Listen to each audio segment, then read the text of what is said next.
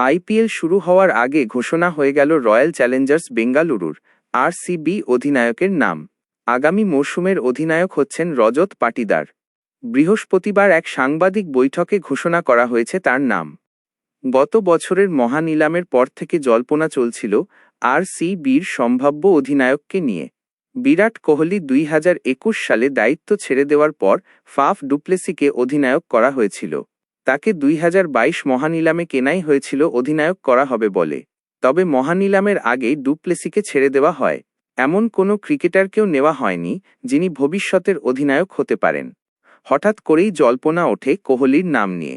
শোনা যায় কোহলি আবার নেতৃত্ব দিতে রাজি হয়েছেন। তবে প্রাক্তন অধিনায়ক নিজে থেকে কিছুই বলেননি।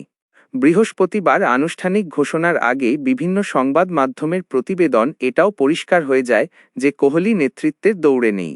সেটাই হয়েছে। পাটিদার অধিনায়ক হওয়ার পর কোহলি বলেছেন, তোমাকে অসংখ্য অভিনন্দন।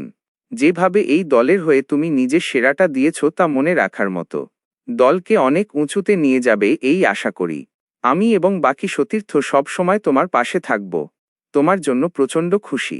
তুমি এই সম্মানের যোগ্য। নিজেই এটা আদায় করে নিয়েছে। মহানিলামের আগে যে 3 ক্রিকেটারকে ধরে রেখেছিল বেঙ্গালুরু, তার একজন পাটিদার। ঘরোয়া ক্রিকেটে সৈয়দ মুস্তাক আলী এবং বিজয় হজারে ট্রফিতে রাজ্য দলকে নেতৃত্ব দেওয়ার অভিজ্ঞতা রয়েছে তাঁর। তিনি মধ্যপ্রদেশকে সৈয়দ মুস্তাকের ফাইনালেও তুলেছিলেন। তবে আইপিএলে অধিনায়কত্ব করেননি। কিভাবে তারকা ক্রিকেটারদের সামলে দলকে সাফল্য এনে দেবেন সেদিকে নজর থাকবে। আরসিবির প্রথম অধিনায়ক হয়েছিলেন রাহুল দ্রাবিড়।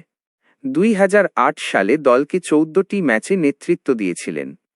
পরের বছর কেভিন পিটারসেন মাত্র 6টি ম্যাচে দলকে নেতৃত্ব দেওয়ার পর অপসারিত হন। এরপর 2010 পর্যন্ত অনিল কুম্বলে নেতৃত্ব দেন।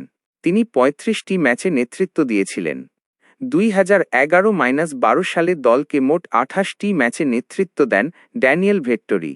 এরপর 2011-2023 12 বছর নেতৃত্ব দিয়েছেন কোহলি।